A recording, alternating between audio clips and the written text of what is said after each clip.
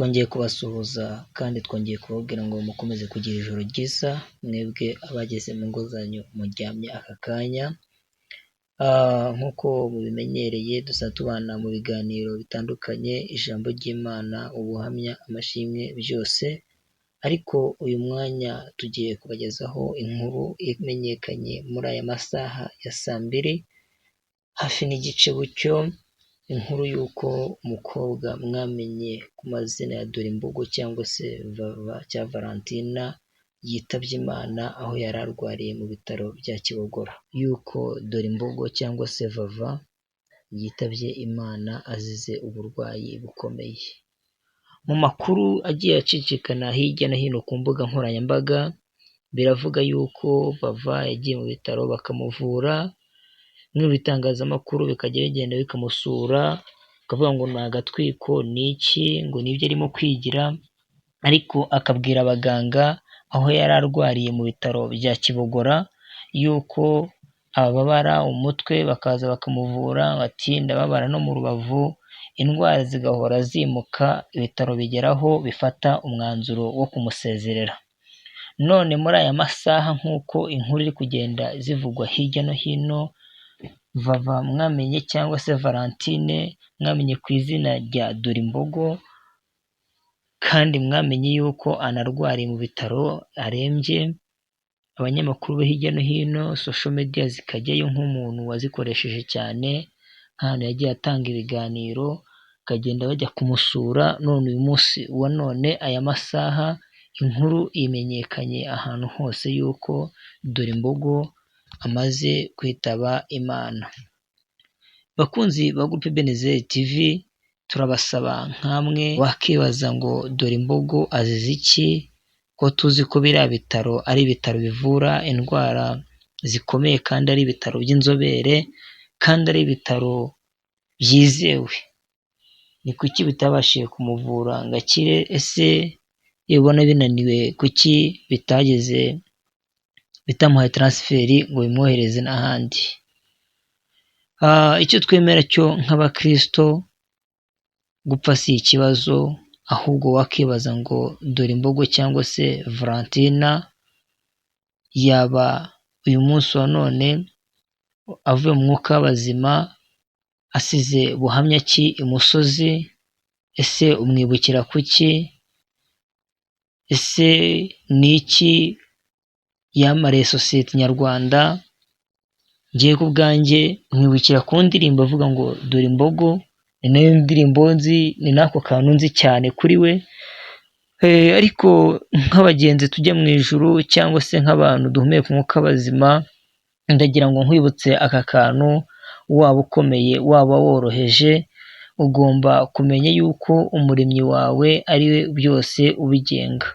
Iyo abishatse umwuka arawusubirana, yabishaka kandi akaba akiwugutije, ndetse ijambo rye riravuga ngo umwuka usubira kwa nyirawo, igitaka kijya mu gitaka. Uyu munsi wa none ubu ngubu ibya Vava Valentina bisa nkaho bigiyeho iherezo. Ubwo yari mu bitaro twumvishe audio yiwe ndetse n'amajwi yiwe n'amashusho agenda agaragara ku binyamakuru n'ibitangazamakuru nk'Urugendo TV, byagiye bigaragaza ari mu buvuga ati nyamuneka abona hemukiye mu mbabarire, ari kugenda yiyumvamo iby'urupfu rwe.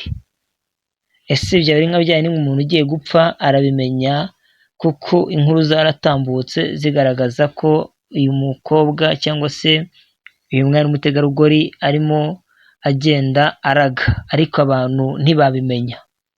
None aya masaha uyu munota bigaragaye yuko urugendo rwe rurangiriye ahangaha. Abasenga n'abadasenga murabitekerezaho iki ibi bintu? Yari umusitari. Ese mu minsi yashize hari inkuru yigeze itambuka ku binyamakuru, kuri social media zigiye zitandukanye, ubuhanuzi bwari bukomeye bwahanuwe n'umukozi w'Imana Pastor Ngirinshuti Michel, avuga ati umusitari ukomeye, umuhanzi ukomeye mu Rwanda arapfuye cyangwa se aragiye. Byaba bifitanye isano n'uyu mukobwa?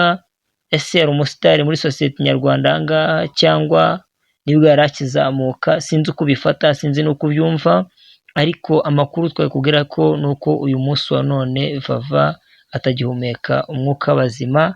Reka mbabwire ngo Imana imwakire mu bayo, kandi natwe niyo nzira.